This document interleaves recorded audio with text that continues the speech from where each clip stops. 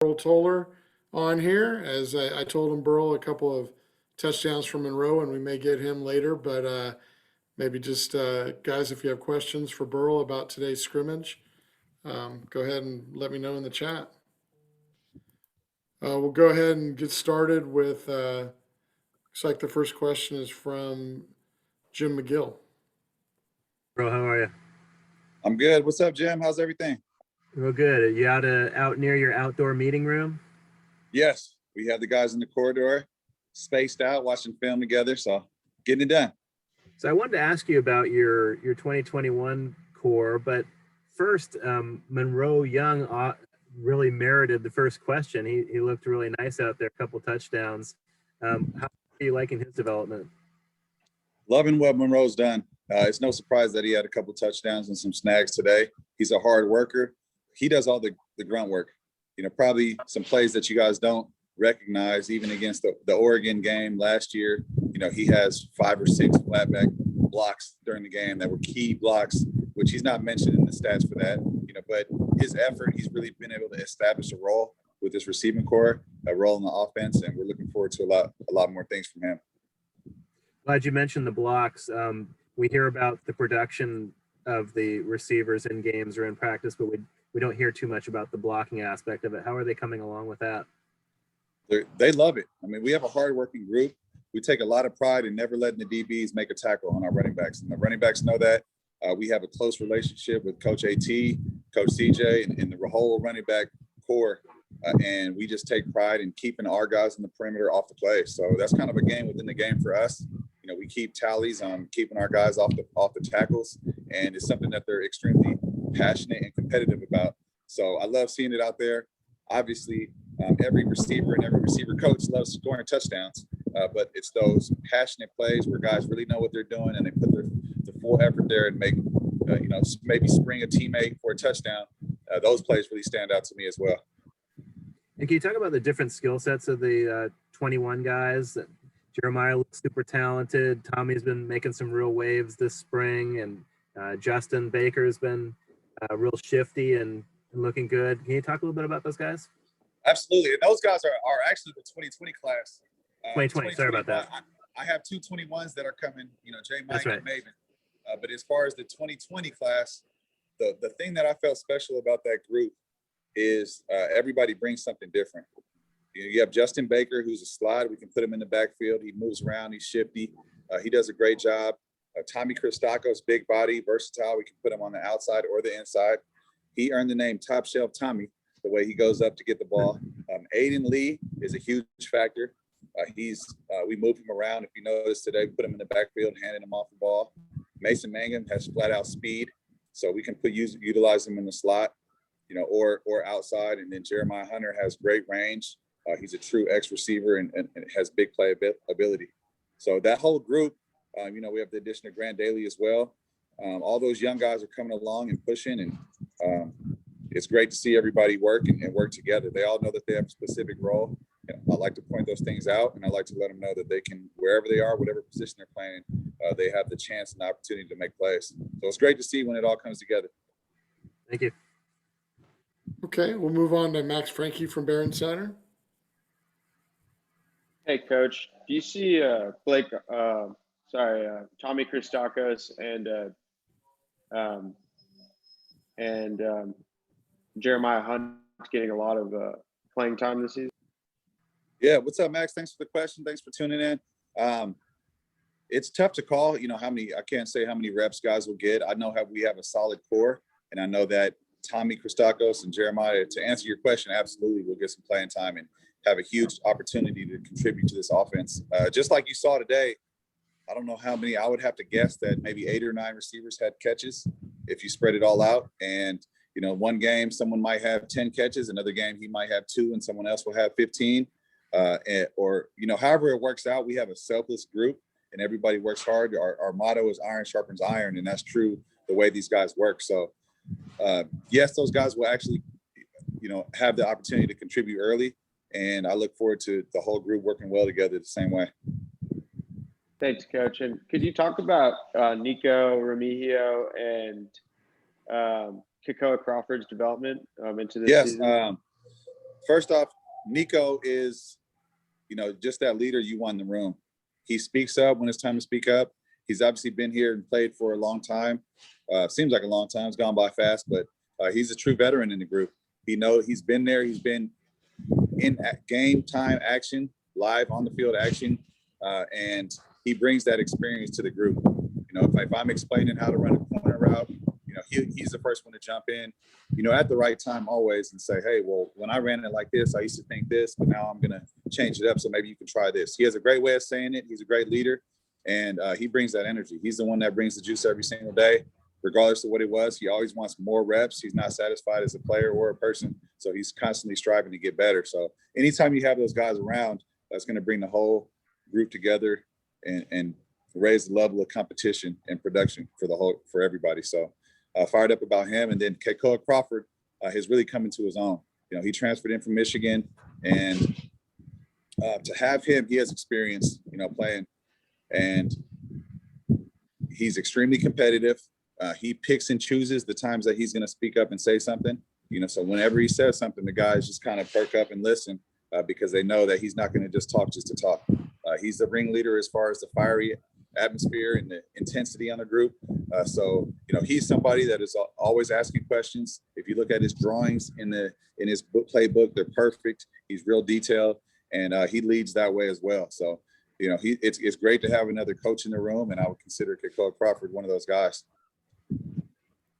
Thanks, Coach. And how excited are you for J. Mike Sturdivant coming? J. Mike's a great player. I was fired up about kind of the production of the receivers and then really being able to be specific in recruiting. We knew that we needed a player to come in with J. Mike's stature and his ability, and kind of balancing out what we have, and we're able to get with Maven Anderson as well. So to have those two guys, they know that they're going to have a specific role. They know how they fit in the offense, and I think that was one of the attractive things about them on both ends for us and for them, is because they knew that they're going to come into an offense and know what they're going to do. It's always a great thing when you have that direction, and since we're established and have a great receiving core right now, you can kind of plug and play with the specific guys that you want. So J. Mike's doing great. He's running track. Long jump, super competitive. He ran a 10.68 the other day in the 100. And Maven Anderson kind of brings that same intensity. They have a great relationship already, kind of a 1-2 punch. They both do different things on the field. So to have those two come in kind of with this, the support and the cast that we already have, I think things are going to get dangerous down the road. Yeah, huge. Thanks, Coach. Appreciate it. All right, thanks, Max. I appreciate it. Okay, we'll go back to Trace Travers from Rivals. Hey, Coach. Good to see you on this fine afternoon. What's up, Trace? Good to see you too. Yeah. I wanted to ask about Trevon Clark. He missed the last game of the season for personal reasons, but now you guys have him back. What has he shown you this spring as he kind of gets more acclimated, I guess? You just hit it on the head already. We have him back, and you can definitely tell there's a big difference when he's out there. He's long body and he has quick twitch and great speed. He's made some great plays, and you can really tell his development just mentally and physically. Put on a couple pounds. He's strong out there, and now he's not thinking about the playbook. He's helping young guys out. He knows what he's doing, and he's using his experience, going from high school to JC to here. I think that transition took a little bit, but now he's up and rolling, and he's striving to get better every day. Every single day we'll watch film as a staff, then with the players, and then he has questions on my phone already. He's shooting me text messages. Coach, what about this release? How can I get better? What do you think about these 3 things? So there, and because he sends messages like that, he elevates the level of play in the room, because every other guy started doing that as well. Every day after practice, guys will shoot at least one thing to the group message that they're going to get better at. And that's something that Trey kind of started.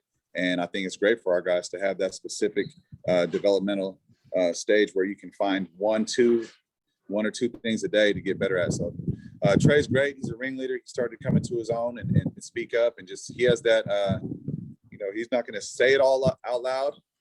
He has his motivation, and internally he's pushing everybody to do better. Yeah.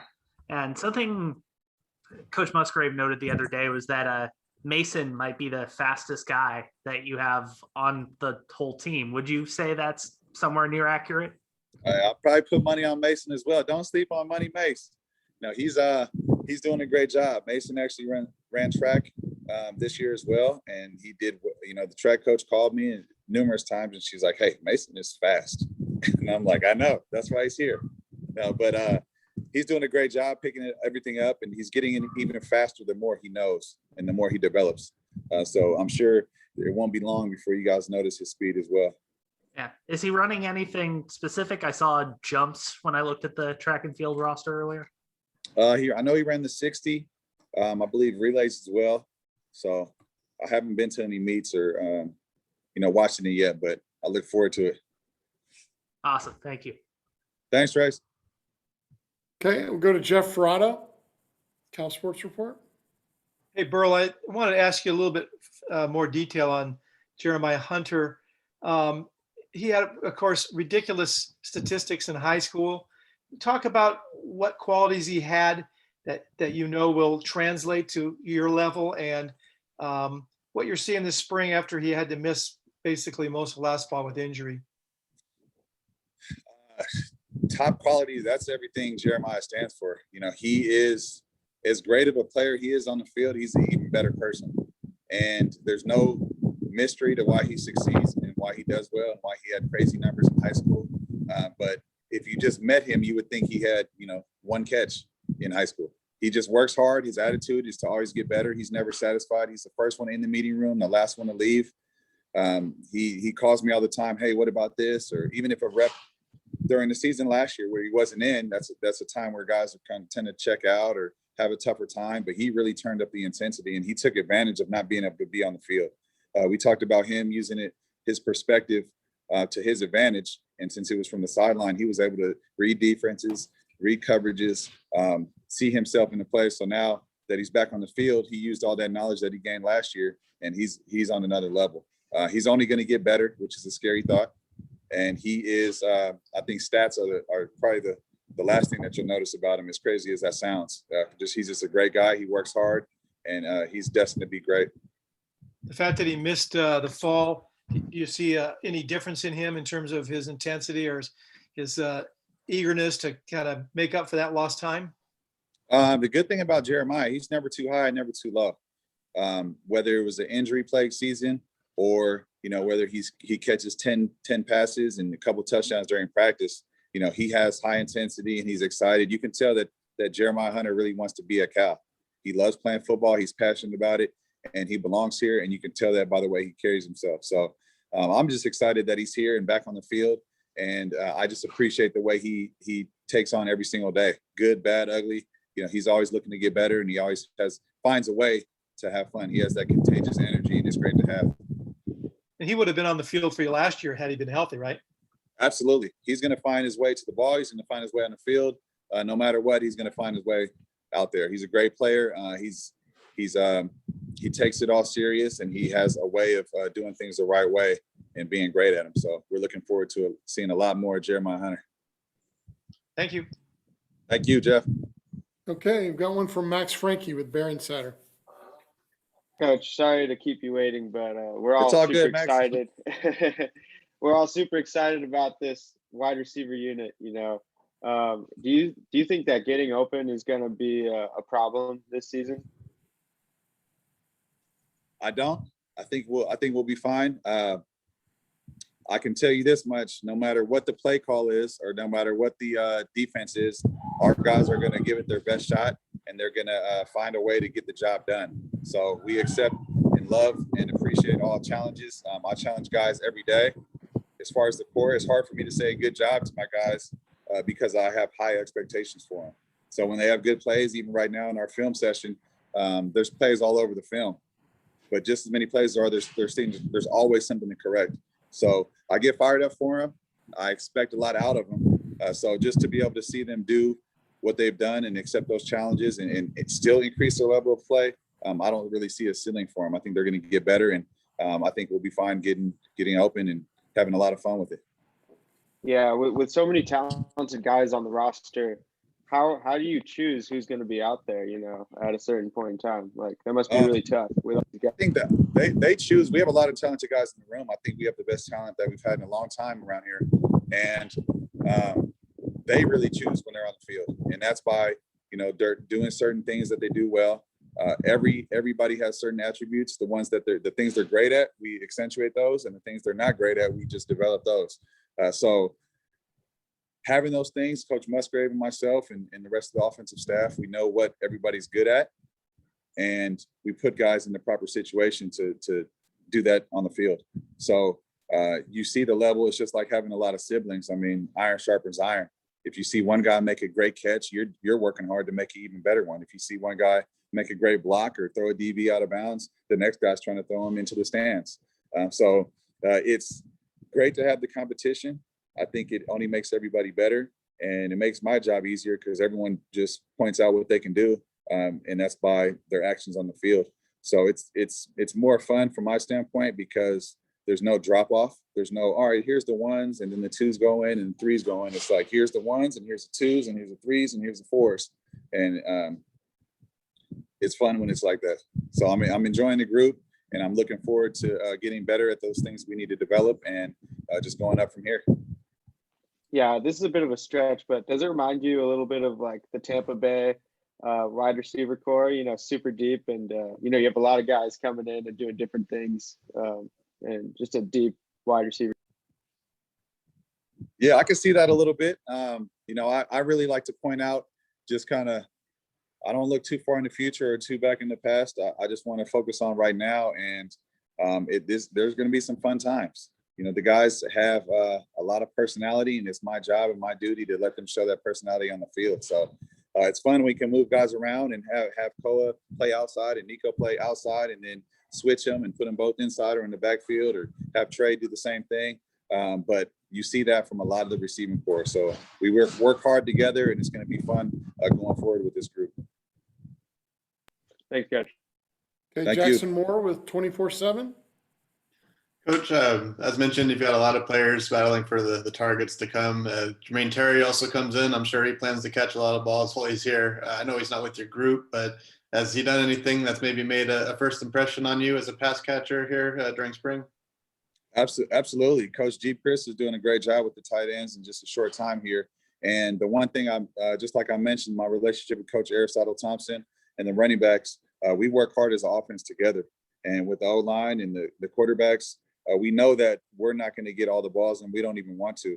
Our receivers, as soon as we started our meeting today, we kind of looked at each other. We saw a couple running backs spring, and I'm coaching up the blocking by the receivers, and they're talking about how good our running backs are.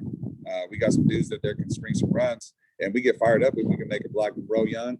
I know he's caught 2 touchdowns today, but he made a block, on a run to spring a touchdown. He was more fired up about that than actually scoring a touchdown. So, of course, we want to catch the ball and do all that, but we understand to have a great offense and to win a lot of games and to win championships, we've got to spread it out, and it's better and works to our advantage when we have those pieces and those players at different positions. So we know it makes our job easier if we can block somebody and let the running back run, and they're scared about the run, and we throw it over the top for a touchdown. It's because we have good players all the way around. So I'm excited, and I'm glad I'm on offense with this team.